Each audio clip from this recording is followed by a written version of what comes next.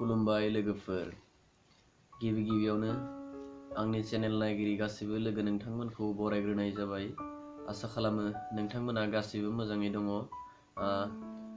आं दासान्दि बारा मोजां नङा, देहाया लोमजाबाय थादों। अब्लाबो नोंथांमोननि सिगाङाव मोनसे आं गाव सुजुनाय दोंसे खौसेथिनि आंखालनि बर' खन्थाइ नोंथांमोननो खोनासंहोनो आं बे भिडिअखौ खालामबाय। आं गाव लिरनानै सुजुदों बे खन्थाइखौ नोंथांमोननि सिगाङाव खोनासंहोनो थाखायनो बे भिडिअखौ खालामबाय। नोंथांमोना दायो खन्थाइखौ खोनासंलांदो आरो माबायदि मोनो कमेन्ट खालामनानै खोन्थाहर। दानिया फैदो दिनैनि खन्थाइखौ आवरायदिनि, नोंथांमोना खोनासंलांबाय थादो। खन्थाइनि मुं खौसेथिनि आंखाल। खौसेथिनि आंखाल जोंहा मुलुग संसाराव गुबुन हारिफोर बादिनो। जोंगा मागा देलायफब माफब गावनि सोलेरखौ साजायनाय बायदिनो जोंहाबो गावनि हारिखौ साजायनानै जौसिननि गाखोनाय जांख्लायाव गाखोलांनायनि सम जाबाय। बे समावनो सम गावनि हाखौ गावनो रैखा खालामाब्ला रिफुजि जानानै थानांगोनबो, बान्दा जानांगोन गुबुन हारिनि।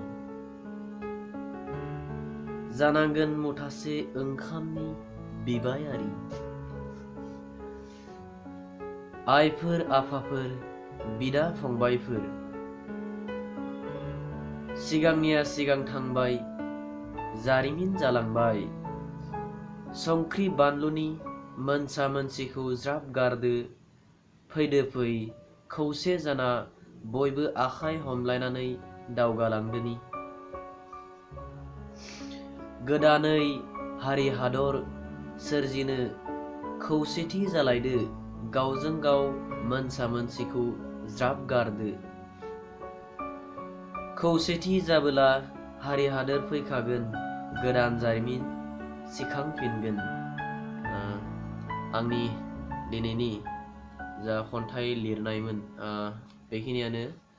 नोंथांमोना खन्थाइखौ खोनासंनानै बोरै मोनखो अन्नानै कमेन्ट खालामनानै खोन्थाहर, जाहाथे आं थुलुंगा मोनो आंनि लिरनाया जादोंना जायाखै। नोंथांमोना अन्नानै फोरमायहर। जायफोर बिथांमोना आंनि चेनेलाव दिनैसो गोदानै फैदों बा आंनि चेनेलखौ दासिमबो साबस्क्राइब खालामाखै, बिथांमोनखौ आंनि चेनेलखौ थाबैनो साबस्क्राइब खालामनानै लाखानो थाखाय खावलायनाय थाबाय। आरो लोगोसे खाथिनि घन्टी बटनखौ प्रेस खालामनो खावलायबाय, जाहाथे आंनि गोदान भिडिअनि नटिफिकेसनखौ नोंथाङा थाबैनो मोननो हानाय बायदि। दिनैनि थाखाय बेखिनियानो जासिगोन। जय बर' हारिनि जय। बाय बाय।